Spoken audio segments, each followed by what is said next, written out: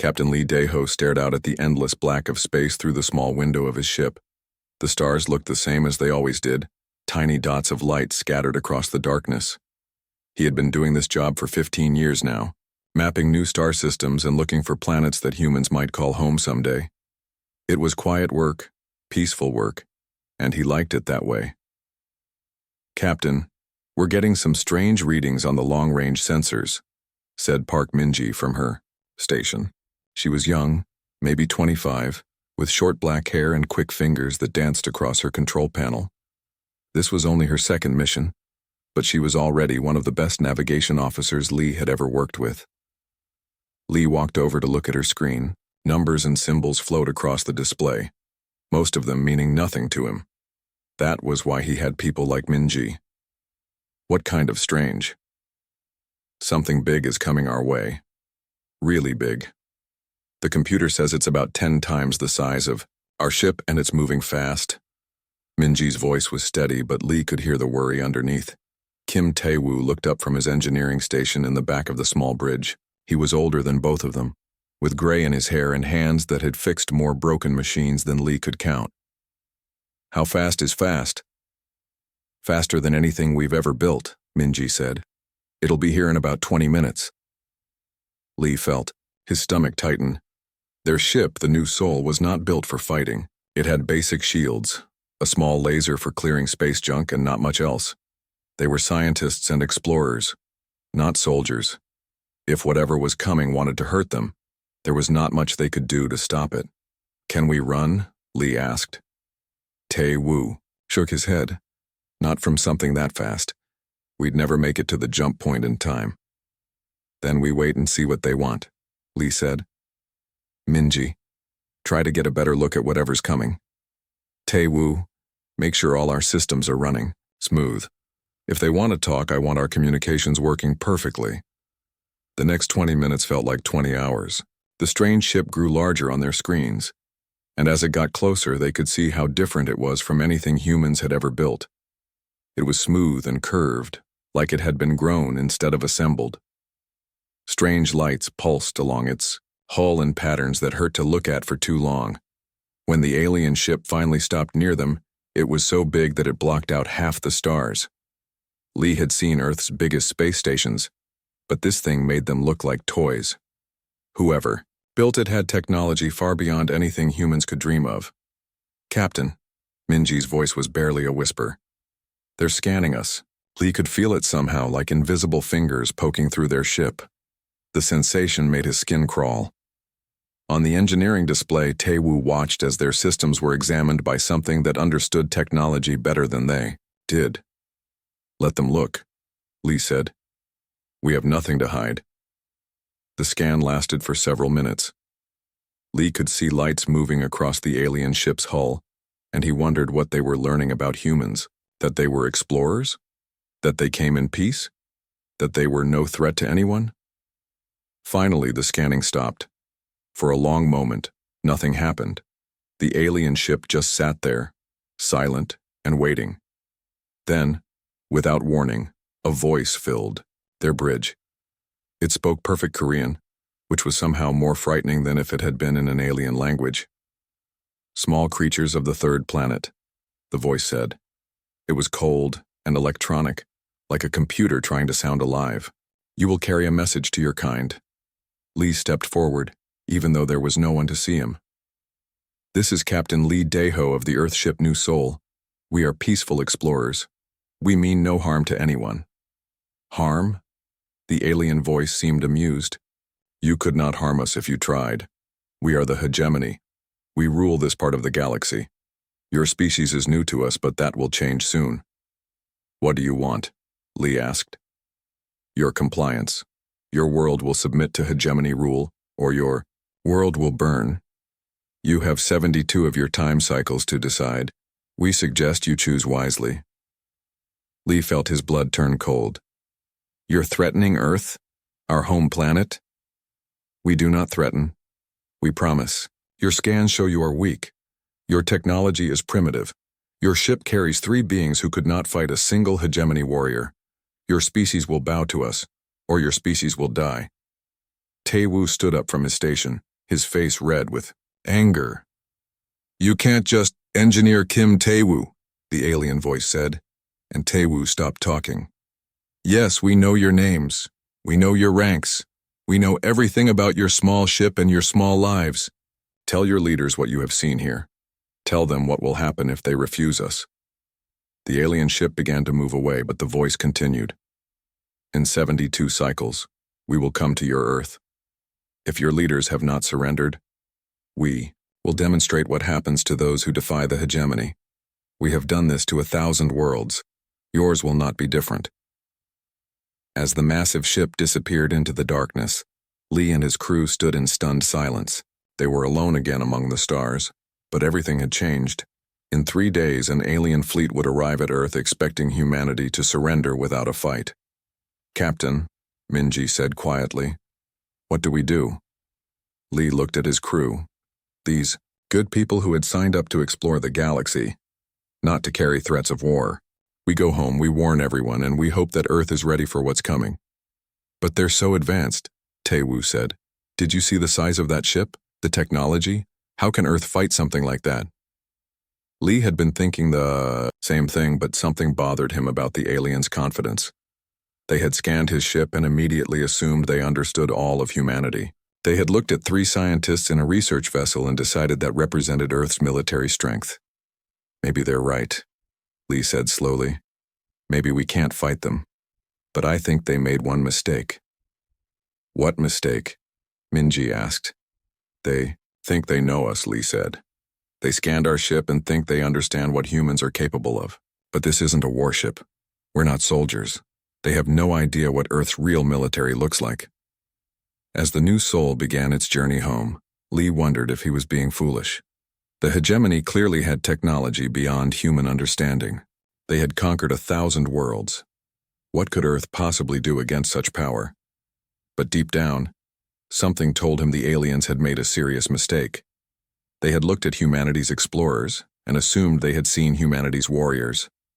They had scanned a ship built for peace and thought they understood a species that had never known a day without war somewhere on their planet.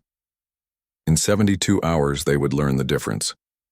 The new soul jumped to faster than light speed, racing toward Earth with news that would change everything. Behind them, the hegemony fleet began to gather, confident in their coming victory over another primitive species.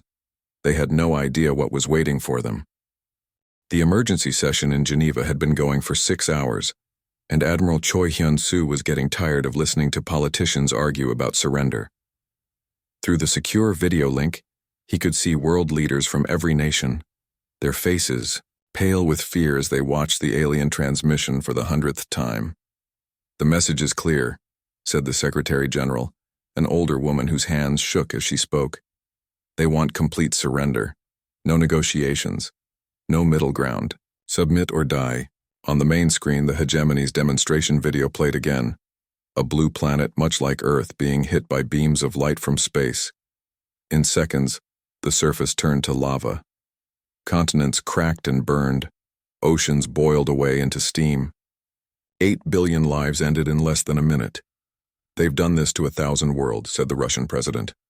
1,000 civilizations that thought they could resist. "What makes us think we can do better?" Admiral Choi had heard enough.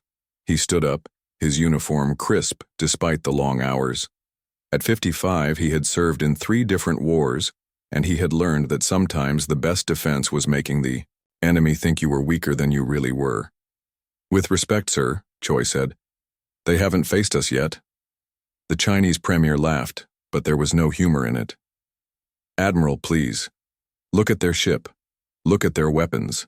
We have maybe 40 ships in our entire fleet. They probably have thousands." "Probably," Choi agreed. "But they made a mistake." Dr. Song Ji-won, sitting at the technical analysis station, looked up from her computer. She was younger than most people in the room, but her mind was sharper than anyone's when it came to understanding how technology worked. "The Admiral is right. They did make a mistake." "What mistake?" asked the Secretary General. Dr. Song stood up and walked to the main display. With a few quick commands, she brought up the scan data that Captain Lee's crew had managed to send back from the alien ship. They scanned the New Soul and thought they understood our military capabilities. But the New Soul is a science vessel. Captain Lee and his crew are geologists and astronomers, not soldiers. So? Asked the German Chancellor. So they have no idea what our actual military looks like, Dr. Song said. They analyzed our weakest ship and assumed it represented our strongest. It would be like us judging their entire military based on one of their garbage collection vessels. The room was quiet for a moment, then the American president spoke up. But even our best ships can't match their technology. You saw that vessel, it's enormous. Admiral Choi walked to the display and pointed at the technical readouts. Size isn't everything. Dr. Song, show them what you found in the alien ship's defensive systems. Dr. Song's fingers flew across her keyboard. New data appeared on the screen showing the internal structure of the hegemony vessel. Their shields are designed to stop energy weapons, plasma cannons, particle beams, laser arrays. They're built to fight other civilizations that use the same kind of technology they do. And, prompted Choi. And we don't fight that way, Dr. Song said with a small smile. We use kinetic weapons, railguns, nuclear missiles, good old-fashioned explosives. Their sensors barely register our weapons as threats because they're not energy-based. The Brazilian president leaned forward. Are you saying our primitive weapons might actually work better than advanced ones? I'm saying they've never fought anyone like us, Dr. Song replied. Every species they've conquered probably developed along the same technological path. Energy weapons, energy shields, predictable tactics. They've optimized their defenses against that kind of enemy. But we're not that kind of enemy, Admiral Choi said. We throw rocks, really fast rocks, really big rocks, and sometimes we put nuclear warheads on those rocks. The mood in the room began to shift. The Japanese Prime Minister sat up straighter. What are you proposing, Admiral? I'm proposing we give them exactly what they expect, Choi said. A primitive species that panics when threatened. Let them think we're helpless, let them get close, and then we show them what humans do to bullies. Dr. Song brought up another display, this one showing Earth's orbital defenses. To most people, they looked like simple satellites and space stations.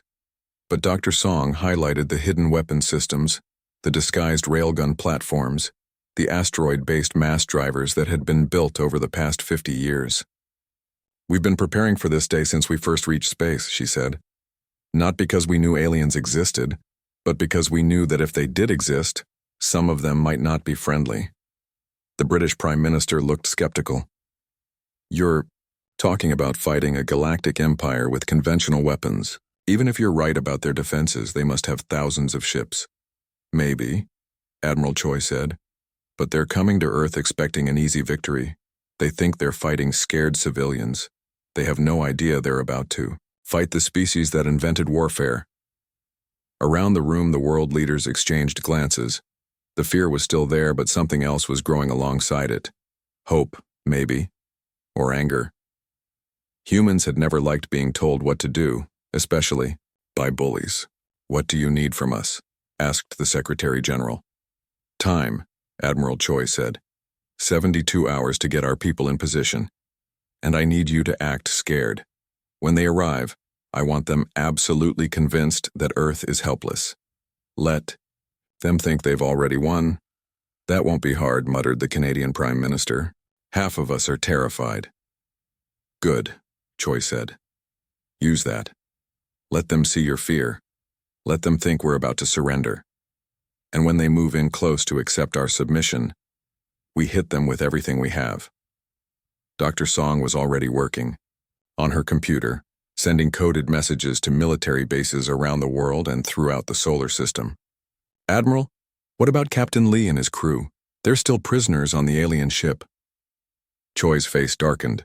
He had served with good people who never came home, and he hated the thought of leaving anyone behind. But he also knew that sometimes hard choices had to be made. We'll get them back if we can, but we can't let concern for 3 people stop us from saving 8 billion. The Secretary General nodded slowly. Very well, Admiral. You have your authorization. God help us all. As the world leaders signed off one by one, Admiral Choi and Dr. Song were left alone in the secure communications room. The weight of what they were planning settled on their shoulders like a heavy blanket. "Do you really think this will work?" Dr. Song asked quietly. Choi was quiet for a long moment, thinking about all the wars humans had fought, all the times they had been underestimated, all the victories that had come from being smarter rather than stronger. "I think they picked the wrong species to threaten. They looked at 3 scientists and thought they understood humanity. And what do you think they'll learn?" "That humans are very good at 2 things," Choi said. "Exploring the universe in peace and turning that universe into a weapon when someone threatens our home." Dr. Song began typing furiously, sending activation codes to sleeper systems throughout human space. On Mars, hidden weapons platforms began to power up. In the asteroid belt, mining ships started loading their cargo holds with something other than ore. Around Jupiter, what looked like research stations began revealing their true purpose. The hegemony had given humanity 72 hours to surrender. They had no idea they had actually given humanity 72 hours to prepare for war. As Admiral Choi left the building, he looked up at the night sky. Somewhere out there, an alien fleet was gathering, confident in their coming victory. They thought they were about to conquer another weak species.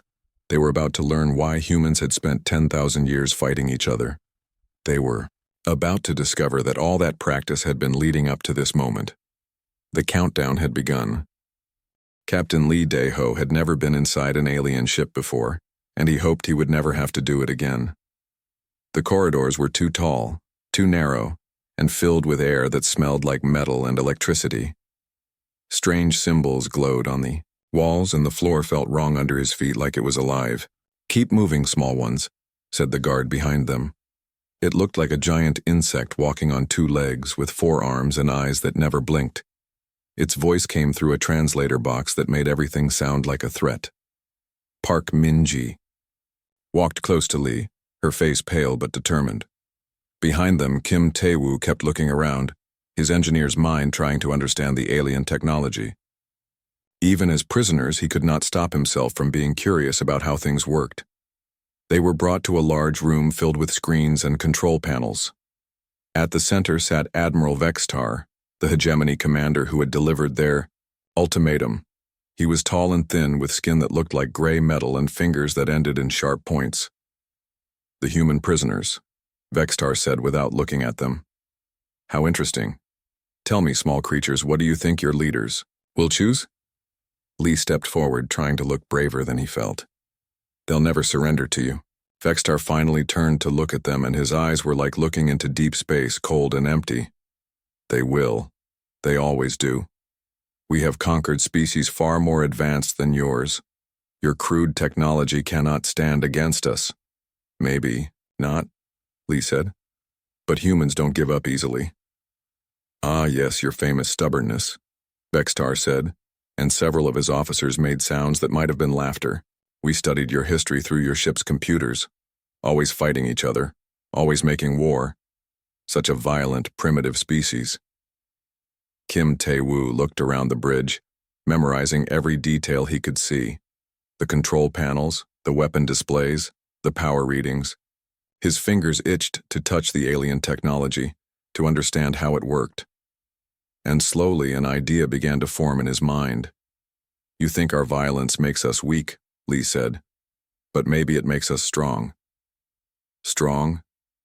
Vextar stood up, towering, over the humans.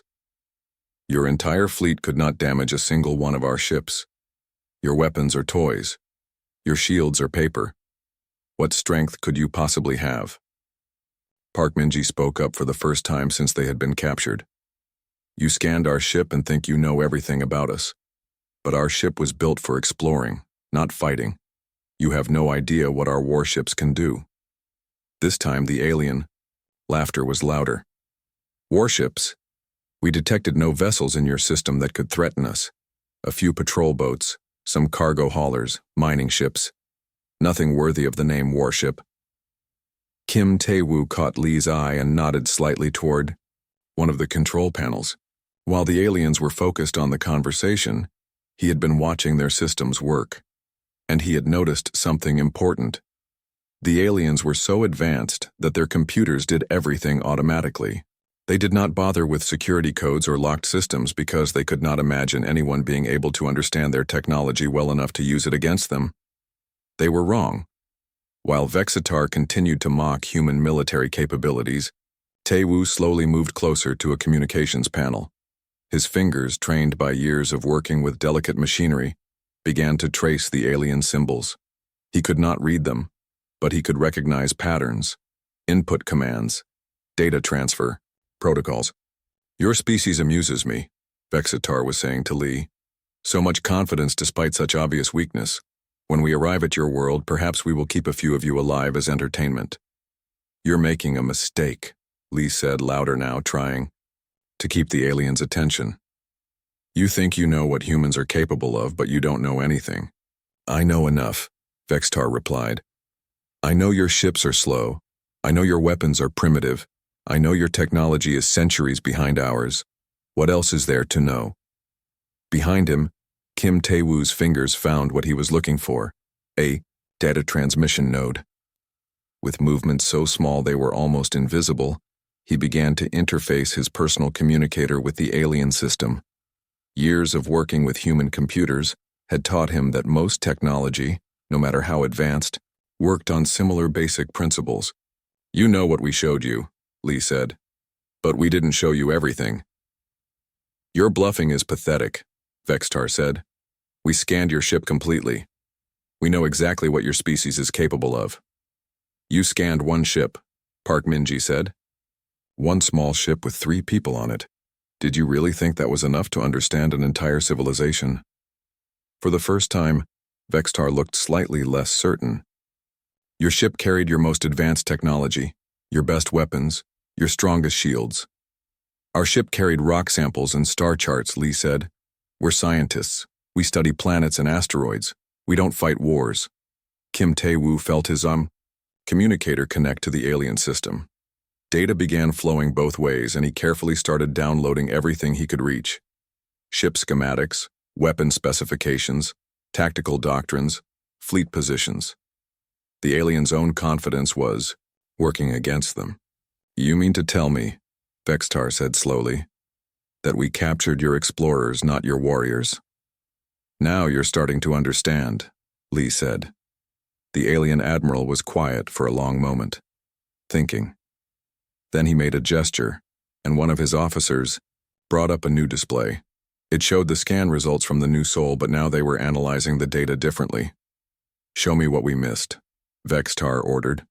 The officer's multiple hands worked across his controls.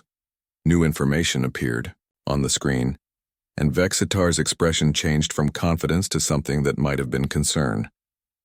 "The ship's hull composition," the officer said. "It's designed for radiation protection, not combat. The power systems are built for long-duration travel, not weapons. The crew quarters are optimized for scientific equipment, not military personnel." "You scanned a research vessel," Lee said, "and thought you had scanned a warship. You analyzed 3 civilians and thought you understood our military." Behind them, Kim Tae-woo's data download was almost complete. Everything he was stealing would be transmitted to Earth the moment his communicator was back in range of human networks. The aliens' own technology would give humanity the intelligence it needed to fight back. Vexitar turned back to the humans, and for the first time, there was uncertainty in his black eyes. "What manner of warships does your species actually possess?" Lee smiled, and it was not a friendly expression. "I guess you'll find out in about 48 hours. The alien admiral stared at him for a long moment, then made another gesture. Guards surrounded the humans and began to escort them back to their cell. As they walked through the corridors, Kim Tae-woo whispered to his captain, "I got it. Everything. Ship designs, weapons, tactics, fleet positions. The moment we're close enough to Earth, this data goes straight to Admiral Choi." "Good work," Lee whispered back. "Now we just have to survive long enough to deliver it." Behind them, on the bridge, Admiral Vexitar was having doubts for the first time in his long military career. The humans' confidence made no sense unless they had something to be confident about. And if they did have real warships, real weapons, then the hegemony fleet might be flying into a trap, but it was too late to turn back now. The fleet was already moving toward Earth, and the other admirals would never accept that he had been fooled by 3 primitive creatures in a crude metal ship. In 48 hours, they would learn the truth about humanity. Vextar just hoped it would not be the last thing they ever learned. The hegemony fleet was burning. Admiral Vexistar could not believe what he was seeing. Half of his ships were either destroyed or drifting helplessly through space, their hulls cracked open by weapons that should not have been able to scratch their paint. His most advanced vessels, ships that had conquered entire star systems, were being torn apart by crude chemical rockets and metal slugs fired from primitive railguns. "Status report," he shouted over the noise of alarms filling his bridge. 60 ships lost, his tactical officer reported, his voice shaking with shock. 30 more severely damaged. They're targeting our engines and weapon systems with surgical precision. How is this possible? Our shields are useless against kinetic weapons moving at relativistic speeds, the officer interrupted. "Admiral, we need to withdraw immediately." But, even as Vextar gave the order to retreat, new contacts appeared on his sensors. From the direction of Mars, a fleet of human ships was approaching. But these were not the crude vessels his scouts had reported. These ships moved with purpose and deadly intent. Captain Yu Min Seok had been waiting for this moment his entire career. His ship, the Busan, had spent 2 years disguised as a cargo hauler, carrying mining equipment between the asteroid belt and Mars.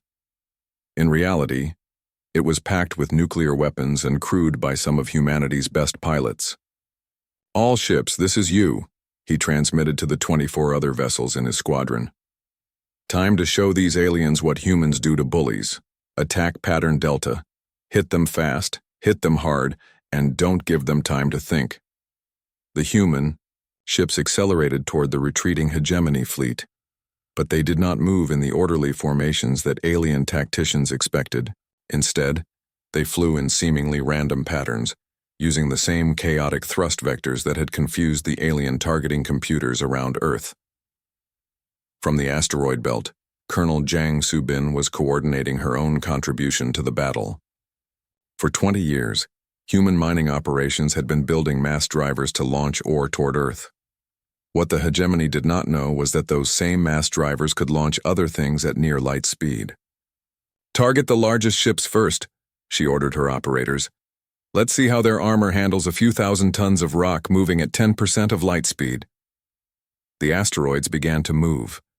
Chunks of iron and nickel, accelerated to impossible speeds by magnetic launchers, streaked across the solar system toward the alien fleet. To hegemony sensors, they looked like natural space debris until the moment they hit. Admiral Vextar's flagship shuddered as something massive slammed into its hull. Then something else hit and another. His ship's armor, designed to withstand the most powerful energy weapons in the galaxy, began to crack under the relentless bombardment of simple rocks moving really, really fast. "Where are they coming from?" he demanded. "Everywhere," his tactical officer reported. "The humans have weapons platforms throughout their entire solar system. They're not just defending their planet. They've turned their whole star system into a weapons network." From Jupiter's moons, disguised research stations revealed massive particle accelerators that had been built to study cosmic rays. Now they were firing streams of charged particles at the alien fleet. From Saturn's rings, what had looked like scientific probes began launching swarms of guided missiles. "This is impossible," Vextar whispered. "No species could coordinate an attack on this scale, the logistics alone." But humanity had been preparing for this day longer than he could imagine.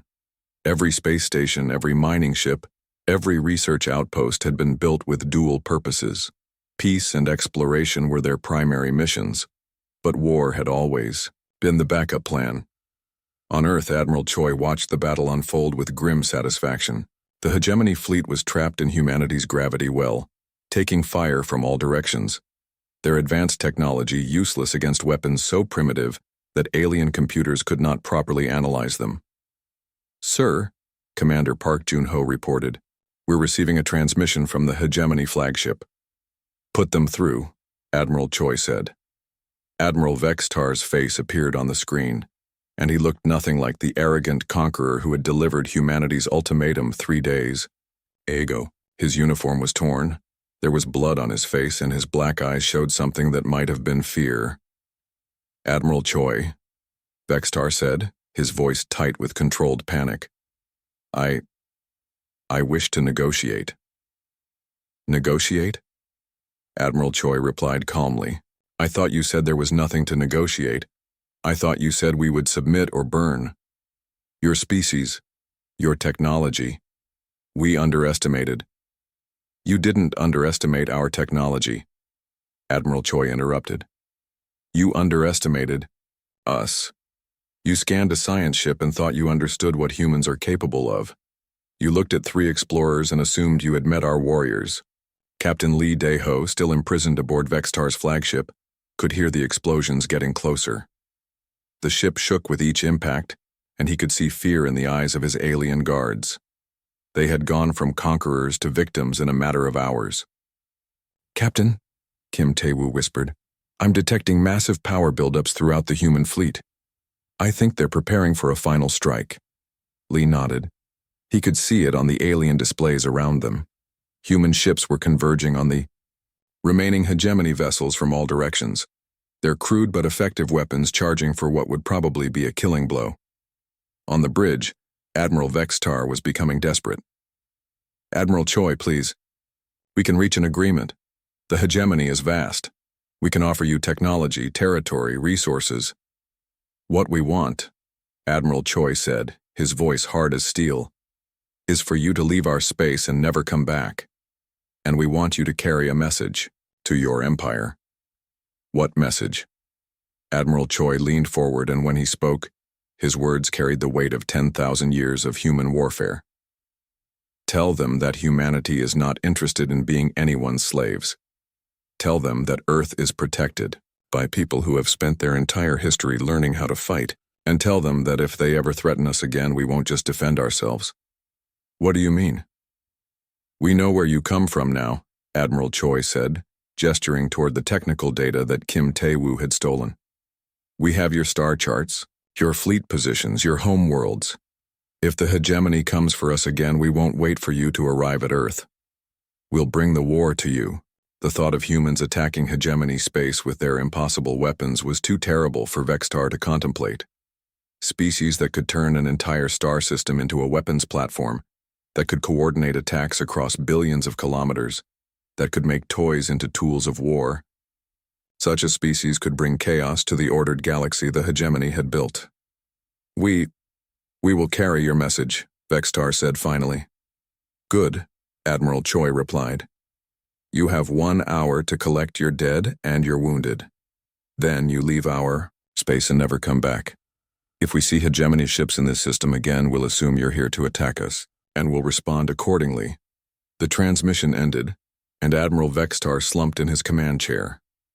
Around him, the bridge crew worked frantically to gather what remained of their fleet. They had come to conquer a primitive species and had, instead, encountered something far more dangerous than they had ever imagined. Humanity had not just defeated them. Humanity had done it with weapons so crude that hegemony computers had dismissed them as toys. What would happen when humans developed real military technology?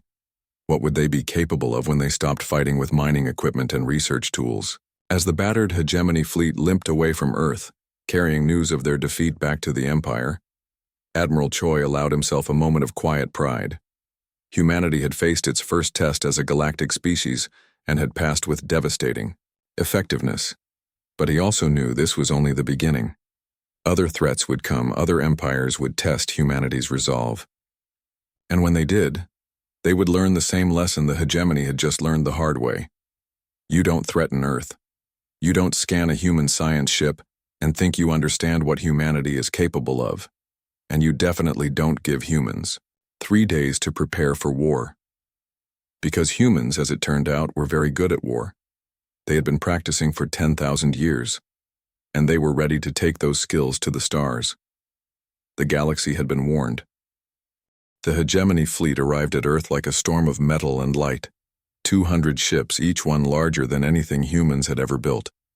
They moved through space with deadly grace, their weapons already charging for what should have been an easy demonstration of power. Admiral Vextar stood on the bridge of his flagship, looking down at the small blue planet that had caused him so much doubt. Around Earth, he could see the primitive orbital stations the humans called defenses, a few dozen platforms with crude energy weapons and basic missile systems. Nothing that could scratch the paint on his ships. "Scan the planet," he ordered his tactical officer. "Show me these terrible human warships they were so confident about." The results appeared on his screen within minutes. Earth's military assets were exactly what the hegemony had expected to find. Old chemical rockets with nuclear warheads. Simple.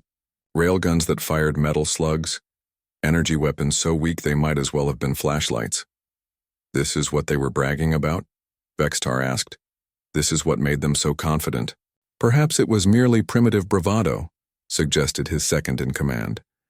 "Many species refuse to accept their own weakness until it is demonstrated to them." "Perhaps," Vextar said, but something still bothered him. The humans had seemed genuinely certain that Earth could defend itself. Either they were better actors than any species he had encountered, or they knew something his scans were not revealing. On Earth, Admiral Choi Hyun-soo watched the alien fleet take position around his planet. From his command center deep beneath Seoul, he could see every ship, every weapon, every movement the enemy made, and he smiled because they were doing exactly what he had hoped they would do. "Signal all stations," he ordered Commander Park Junho. "Execute Phase 1 on my mark." Around the planet, what looked like panic-stricken civilian traffic was actually highly trained military personnel moving to their assigned positions. Cargo haulers loaded with emergency supplies were actually troop transports carrying soldiers to hidden weapons platforms. Mining ships fleeing the system were actually getting into position for attack runs. "They're hailing us," reported the communications officer. "Put them through," Admiral Choi said. Admiral Vextar's face appeared on the main screen, cold and arrogant. "I am Admiral Vextar of the Hegemony Fleet. Your time has expired. Surrender now and your deaths will be quick." "This is Admiral Choi of Earth Defense Command," Choi replied, putting just the right amount of fear in his voice. "Please, we need more time. Our governments are still debating." "There is nothing to debate. You have seen what happens to worlds that defy us. Submit now or join them in oblivion." "But your terms?" "Slavery for our entire species." "Surely we can negotiate something." Vextar's laugh was like ice breaking. "You have nothing to negotiate with. Your weapons cannot harm us. Your ships cannot outrun us. You will surrender or you will burn." "Give us just a few more hours," Admiral Choi pleaded. "Some of our leaders want to surrender, but others are still arguing. We need time to convince them." For a moment, Vextar seemed to consider this. Then he made a gesture, and his image disappeared from the screen. "Did he buy it?"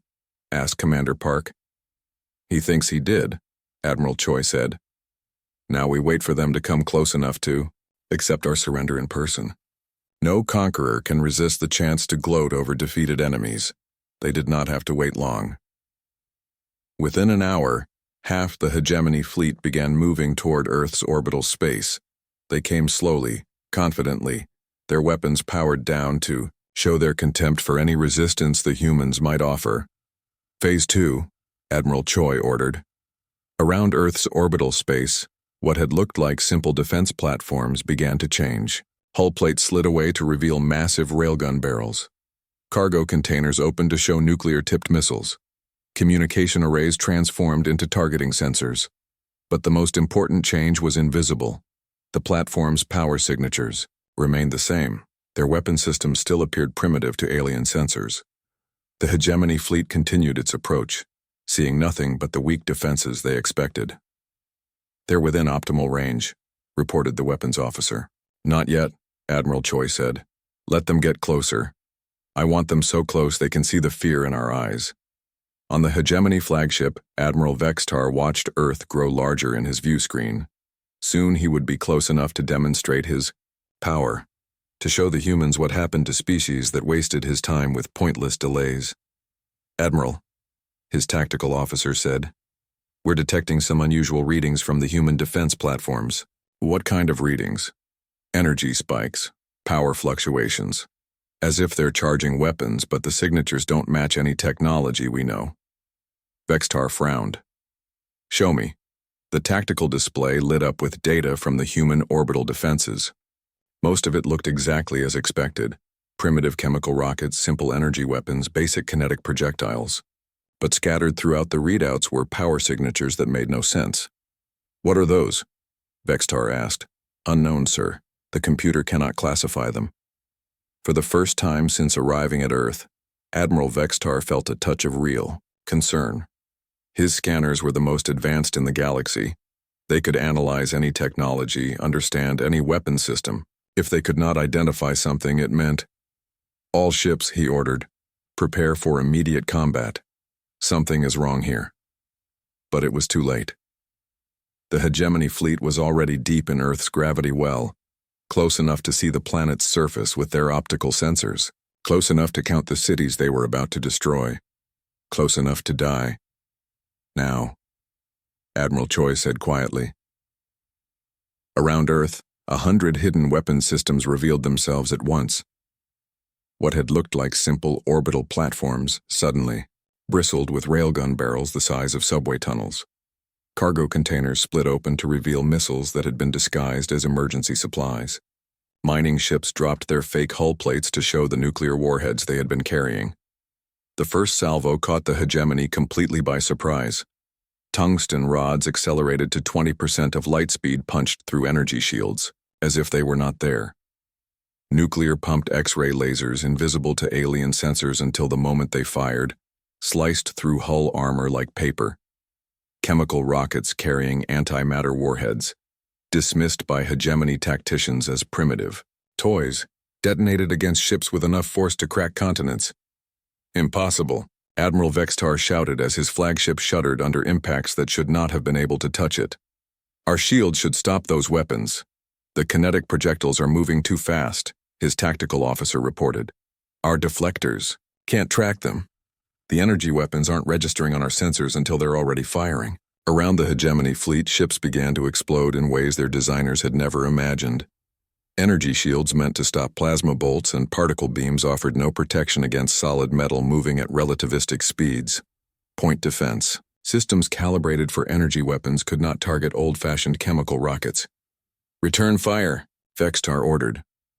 The hegemony weapons that had destroyed 1,000 worlds fired their deadly beams at Earth's orbital defenses, and watched in shock as most of their shots missed completely. The human platforms were moving, not with sophisticated gravitic drives or quantum engines, but with simple chemical thrusters that burned so dirty and chaotic that alien targeting computers could not predict their movements.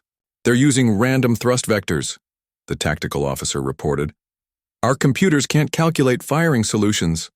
Admiral Vextar stared at the tactical display in growing horror. Half his fleet was already burning, destroyed by weapons, so primitive his scanners had dismissed them as harmless. The humans had not just prepared a trap. They had prepared a trap specifically designed to defeat advanced technology with crude but effective alternatives. All ships, he transmitted, to what remained of his fleet. Emergency withdrawal. Get us out of the gravity well. But even that was not going to be easy.